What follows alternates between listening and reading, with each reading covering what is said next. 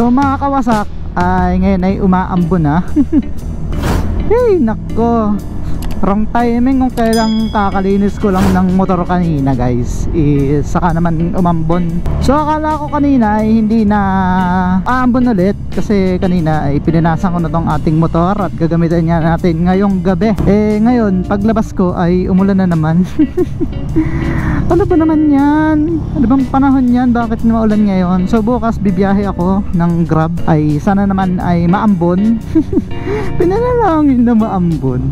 Kasi guys, kapag ka maambon is ang lakas ng Grab, no? Ang lakas ng mga Grab car or yung mga namamasahero na nakakotse kaysa sa mga nakamotor. Kasi nga syempre maambon, kahit naman ako kung magbubook ako at may extra budget naman ako, mag-grab na lang ako, Grab car, kasi kaysa mabasa pa ako, di ba? So ganon. So ngayon umaambon is ano ba naman yan? Ang lamig pa. So buti na lang ang kagandahan kahit gabi na 6:37, no? Kahit gabi na ay hindi pa ako naliligo pa. Kaya okay lang kahit maambunan ako, at pagkadating ko mamaya ay saka ako liligo guys, no? So ang hirap ng helmet natin ngayon, yung visor natin, no? So hindi ko mapakita sa inyo, wala kasi tayo Insta360 guys. So hindi ko na i-charge at lobat. Ang tagal na din kasing hindi nagamit ng ating pang motovlogging. Ang palaging nagagamit ko lang guys na camera ay itong GoPro natin, tapos yung ating drone. So usually yung ating Insta360 ay bibihira ko na agad, bibihira ko na lang magamit, no? Kasi bihira na lang tayong lumabas ng nakamotor, no? So bihira lang tayong magmotor. At saka nga pala, kaya hindi tayo nakapag-upload ng nakamotor tayo guys, is nagka-problema yung microphone natin dito sa helmet. Akala ko isang buong microphone yung papaltan, pero yung pala yung saksakan lang, yung converter lang ng microphone dito sa GoPro papunta dun sa external mic natin, yung ating Purple Panda. So sa mga nagtatanong nga pala guys, ang ating setup, madami nagtatanong kung ano daw ba camera ko, tapos ano nga daw yung ginagamit kong microphone. So ang camera ko nga pala ay GoPro Hero 9, tapos ang mic natin ay Purple Panda, yung external mic. So kung plug and play daw yon guys, ay hindi po siya plug and play, kasi kailangan nyo po ng media mod dito sa GoPro. Kailangan nyo sang salpakan ng media mod para may input nyo yung microphone. Kumbaga parang maisaksak nyo yung microphone is kailangan ng media mod. So madaming madaming device yan na pwede nyong gamitin. Dalawa ata, isang media mod pwede yon, tapos isang anong tawag doon, basta may isa pa yung ginagamit din ng ibang vlogger. Pero yung media mod ay medyo may pagkamahal. So binili ko to ay sa Japan, itong ating GoPro sa Japan. Lahat ng camera ko, hindi, yung ano lang ang binili ko sa Pilipinas, yung DJI natin, yung ating drone, yun lang yung binili ko dito sa Pilipinas, no? Bakit ang dami pa ding sasakyan, ang dilim-dilim na. So hirap ako ngayon kasi yung lens natin is pinaltang ko ng dark, yung dim, yung pang araw. Tapos ngayong gabi, tapos umuulan pa. Ang hirap naman ng mag-vlog nang nakabukas yung ating lens kasi sobrang ingay sa labas. Unlike pagka nakasarado yung lens natin, klarong klaro ang ating audio kahit na maingay sa labas guys, no? So wala na tayong gas, din natin mag-refuel dito sa Petron. So paano nga ba? Bakit nga ba ako nag-vlog ngayon? Kasi may mga nagtatanong sa akin kung about sa Grab, no? So ano daw siya sa Grab, habis daw niya talaga mag-drive, gustong gusto niya magmaneho, masaya siya pag nagda-drive. So sapol ay nagda-drive siya. So ako ganun din. So bago natin umpisahan ng ating vlog na yon, ng ating topic na yon, ay magpapagas muna ako kasi 1 bar lang. So 100 lang papagas natin kasi bihira naman magamit ang ating motor. Kaya okay na siguro ang 100 piso, ano, para lang medyo may pagkaano siya, medyo may tawag doon, medyo may fuel siya bago natin i-standby. So dito tayo sa Maluwag. 100 lang, 95. Mahal na ng gas, no? Magkano na yan? Bumaba nga sa rin. Aba, bumaba ano? 60 na. Ay, parang 62 yung 91. Kaya doon sa kotse ko 91 eh. 62.5.05 yung ano, nakaraan. So guys, kailangan natin ng card, Petron Value Card PBC para sa mga points. So kailangan natin dito guys ng ng Petron Value Card o yung PBC kung tawagin, kasi sayang naman yung points na kada fuel natin, no? So mga Kawasaki, nga pala ako ay nagpalit na ng gasoline station. So hindi na ako loyal sa Shell. Ay ngayon ay Petron na ako. Kasi bakit? Kita nyo naman napakataas ng gasolina. So bakit pa ako mag-i-stick sa Shell? Oo nga sa Shell, pwede naman akong mag-Petron kasi trusted ko, may tiwala din naman ako dyan sa Petron, no? Malinis din naman yung gasolina dyan. Wala naman nagiging problema yung aking motor o kaya yung kotse dito sa Petron. Kaya kumuha na lang ako ng kanyang Petron Value Card o yung PBC, yung parang di naman membership card yung parang sa mga points. Kasi nga 'di ba, nag-grab ako guys, sayang naman everyday ako, kada biyahe ko ay naggagas ako, no? Kung kunyari kung nag-Manila ako ganyan, tapos nabawasan ng at least 2 bars ay nagagas na ako, no? Sayang naman yung points kung gagamitin lang natin, kung hindi natin magagamit, no? So magkano din yon? So pagpalagay mo na kada gas ko magkaroon ako ng 5 pesos, o di ba naiipon-ipon din yun sa everyday na pagbibiyahe ko, no? Hindi naman everyday. Every other day akong nag-grab. So balik tayo sa topic guys. So ito na yung pinaka gusto kong topic. May nag-comment sa akin na hobby daw niya mag-drive, tapos gusto daw niyang mag-grab, ipasok sa Grab yung kanyang sasakyan at tuwang-tawa siyang magmaneho. So payo ko lang sa'yo miss, is babae kasi siya, is ako ganyan din, no? Tuwan-tawa ako mag-drive, tapos as in bata pa lang ako nagda-drive na ako, elementary. Parang hindi ko pa abot guys yung preno at saka cambio, pero tricycle to ha, preno at cambio di ko pa abot sa paa ko, pero pinapahawak na ako ng tatay ko sa manubela ng tricycle namin. The best talagang teacher sa pagmamaneho ay ang tatay, no? So biruin mo ako nun, kabata-bata ko pinapasakay na ako ng motorsiklo, ng tricycle pala, no? Pinapa-drive, hindi naman niya ako pinababayaang mag-isa, magkasama naman kaming dalawa. So gusto daw niyang mag-grab. Ang mapapayo ko lang dyan ay pag-isipan mo munang maigi, pag-isipan mo muna bago ka mag-grab. By the way, kung may iba ka namang work na source of income, pwede mo namang i-part-time lang yung pag-grab. So sa pagpo-full time naman ay ewan ko ha, pero iba-iba naman tayo ng gusto sa buhay, no? So ako, akala ko kasi porket gusto kong magmaneho, so masaya akong nagmamaneho, masaya akong pumunta kung saan, masaya akong makatuklas ng mga panibagong daan, kalsada, lalo na ng Metro Manila. Is napaka big deal sa akin guys na nakapagmaneho ako ng Metro Manila, na kapag pauli-uli ako at nawala yung takot ko sa Metro Manila dahil sa pag-grab, no? So speaking of Metro Manila, pero hindi pa din matanggal ang kaba ko minsan kapag nasa Metro Manila, kasi napakahigpit guys. Ibang iba dito sa probinsya na ang lawak-lawak ng kalsada, anytime anywhere pwede kang tumigil. So sa Manila, swerving, ay nako, stepping off the line ba yun? Nako, ang hirap-hirap. Pero yung point natin dito ay kung sa pag-grab ay pag-isipan mo munang maigi, pag-isipan mo muna ng madaming beses bago ka pumasok sa Grab, or kung may existing work ka ay ipagpapalit mo yung work mo sa pag-grab car, no? So for me, is much better na kung may iba ka namang source of income at ayos naman yung kita mo, ay diyan ka na lang, no? At kung mag-grab ka, kasi yung sa pag-grab ay may time na matumal, hindi tulad-tulad, may time na malakas, ganun. Parang namamasada ka talaga pag may pasahero, swerte. Pag wala, di magantay ka na naman, lipat ka na ibang pwesto, hanap ka ng mas magandang spot o kaya mas magandang pwesto para makahanap ka ng booking. So natutunan ko dyan ay ang booking pala ay hindi inaantay, yan ay hinahanap, no?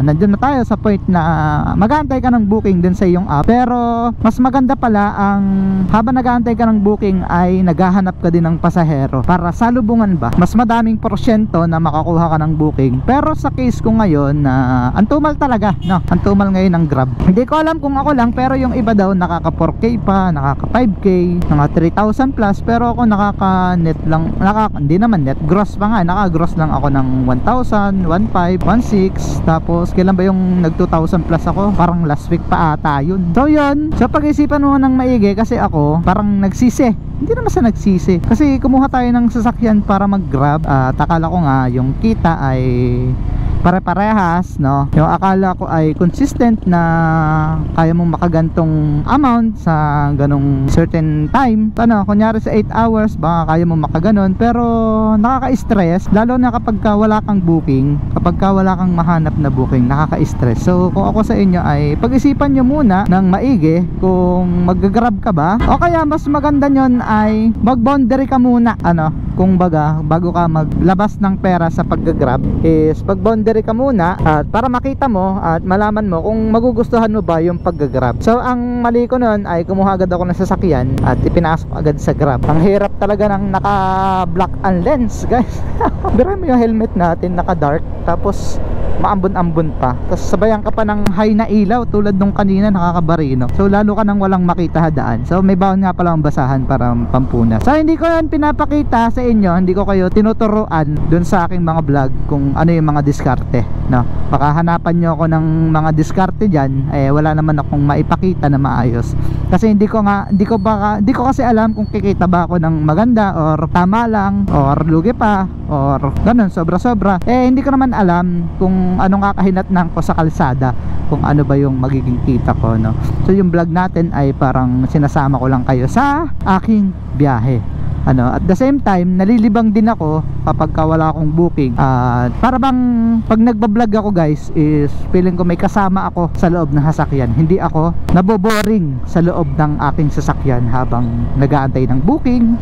O kaya may isi-share ako sa inyo na nangyari doon sa pasahero, tulad nung minsan na may nakikichismis na ako sa mga pasahero ko. I mean, hindi ko naman sila tinatanong, so napapakinig ko. Kumbaga may mga minsan may mga kabit-kabit, minsan problema sa pamilya. Alam nyo ba, guys, minsan bumaba na lang sila is bitin pa ako sa kwentuhan nila. Ako kasi nakikinig lang ako, eh bawal naman akong sumabat sa usapan ng pasahero ko kasi bawal yan eh, baka maging uncomfortable sila. So dito talaga sa Grab is dapat is komportable ang ating mga pasahero. Eh pag nakisabat ako doon, mga pakano ba kuya, eh binuka lang naman namin, bawal kang makisaw-saw sa usapan namin. Problema namin to, labas ka na dito. So yung ganan, no? So balik tayo sa topic, kung porket hobby daw niyang mag-drive is gusto niyang mag-grab, no? For me ay try mo muna sa boundary system kasi madali naman, wala namang cash out sa boundary system. Wag lang yung boundary hulog kasi may cash out yan. Sa boundary system mag-try ka muna, guys, mag-try ka muna, ma'am, kung magugustuhan mo ba. Yung kasi yung hindi ko nagawa noon, yung sa boundary system na yan, kung nagustuhan ko, kung nagtry siguro muna ako ng boundary system saka ako kumuha sa sasakyan, is alam ko na yung sistema, alam ko na kung kita ba ako or sisipagin ba ako sa pagkakataong iyon sa pag-grab. So hindi ko yung nagawa, kaya ngayon nagsumugal ako, kumuha sa sasakyan na hindi ko alam kung kaya ko bang hulugan ng ayos sa pag-grab. So hindi pala ganun kadali. So okay naman, kaya namang hulugan, pero hindi naman ganun kadali na kumita sa Grab. Pero ano, ito lang yung sa akin, kita niyo naman sa mga vlogs ko kung ano ba yung pinaggagawa ko, kung paano ba ako hindi kumikita ng malaki. Pansin niyo naman, at saka ako nga pansin ko kung anong pinaggagawa ko kaya hindi ako kumikita ng malaki. So what more kung kayo, kung ganun lang yung aking diskarte, ano, konting oras lang sa pagdadrive, tapos konting panahon lang sa kalsada, tapos konting ganto-ganto lang, is ano pa kayo kung taga Metro Manila kayo, tapos kung mas kaya nyong mag-drive ng mas matagal sa akin, ano pa kayo kesa sa akin, no? Kung ako kumikita ako ng ganun, kunyari 2,000 o kaya 1,500 sa 6 na oras, sa 7 oras, ano pa kayo kung kaya nyo mag 12 hours, baka nasa 3,000 pataas yan yung kitain nyo. Kasi yung tipo na kapag ka nag-aantay ng booking is mainipin, kunyari parang nawala na ako ng pag-asa, 30 minutes pa lang, 40 minutes 1 hour pa lang ako nag-aantay ng booking, nawawala na ako ng pag-asa. Sabi ko, ano ba yan, antumal na, parang gusto ko na umuwi. Lagi kasi si pauwi Pero kung kayo, guys, no, depende naman sa inyo. Kung tatsagain nyo talaga, kung walang pasahero, magtsaga, magantay, umikot, kung maghanap, mag-research kung saang lugar ba residential, kung saan lugar madaming tao na possible na madaming mag-book, kung saan may madaming building, madaming condominium. So doon kayo pepesto para yung mga magbo-book around doon na malapit is makuha nyo, no? So yun lang ang para sa akin. Tamutila, no? So yun lang yung para sa akin, guys, no? Kung ganun lang kasi yung pinagagawa ko sa aking pagbibiyahe, kung kaya yung higitan or mas sigit talaga kayo sa akin, is kayang-kaya nyong kumita ng malaki at para sa iyo talaga ang pag-grab. Oo, kasi hindi ko kaya yung araw-araw na bibiyahe ng sagaran, kumbaga 12 hours kang magmamaneho. Parang ang lungkot na, parang ang hindi na malungkot, ano ba't malungkot? Parang ang sama na sa pakiramdam ko, para na akong lalagnatin sa ganong senaryo ng buhay ko. Yung araw-araw tapos ilang oras kang magdadrive sa kalsada hanggang 12 hours like that, ganon. So yun lang, kung para sa'yo ang Grab, sa tingin mo ay para sa'yo, ay go for it. Pero kung hindi at gusto mo lang talagang magmaneho, is ang ano ko sa inyo, payo ko ay kunyari kung may existing kayong work tapos gusto niya mag-resign para sa Grab, is magbonderehan muna kayo. Kumbaga, kaya makiusap kayo sa mga kakilala nyo na pwede nyong mahinga ng tulong, I mean mahinga ng favor, na pwede ba kung bumiyahe dyan sa kotse mo, kunya sa mga nag-Grab, pwede ba bumiyahe sa kotse mo ng gantong date lang, gantong araw lang, para malaman nyo lang kung gaano ba, kung ano ba sistema, kung magugustuhan nyo ba yung system ng Grab or hindi. Pwede naman yan sa isang unit ay pwede pang 3 tao ang nakapangalan dyan. Isang unit ay pwede 3 tao ang nakarehistro, yung naka-upload kay Grab, kumbaga yung naka-register kay Grab, kaya kung may kakilala kayo, much better na pakiusapan nyo na pwede ka bang mag-onboarding sa kanyang unit, o kaya Sabado Linggo mo lang itatry, ganon. Yan, hindi naman pare-parehas ang kita. Kaya ngayon sinasamahan natin ng vlogging para at least kung mahina man yung booking, meron tayong content na naibabahagi sa inyo, na naisishare ko sa inyo na mahina yung booking, ano bang mga pinagagawa ko, mga ganon. Tamang kwentuhan lang sa loob ng kotse, guys. So malapit na din naman yung alis ko, malapit na malayo. Ilang buwan na lang yun. Sana naman is bumilis na yung panahon, kasi ako ayoko na talaga mag-Grab at wala lang akong no choice sa ngayon kundi piliin ang mag-Grab para ako ay mabuhay. Wala naman ako ibang pinagkakitaan kundi yung vlogging at saka yung pag-Grab natin. Hindi naman pa tayo kaya buhayin ng ating vlogging, at kung hindi naman tayo mag-Grab, wala din naman tayong i-content at i-share sa inyo. Minsan yung iba napupulutan ng idea sa pag-Grab, paano ba? Tapos yung iba naman ay nambabash lang at kino-compare nila sa sarili nila na bakit ako ganito, kumikita ako ng ganyan, kayo yun. Iba kasi ako, iba din kayo. So iba-iba lahat, hindi naman laging piyesta, hindi naman laging papaboro sa atin ng panahon. Tiyempuhan lang ba, timingan lang yan, guys. So yun lang mga kawasak, ride safe always and peace out.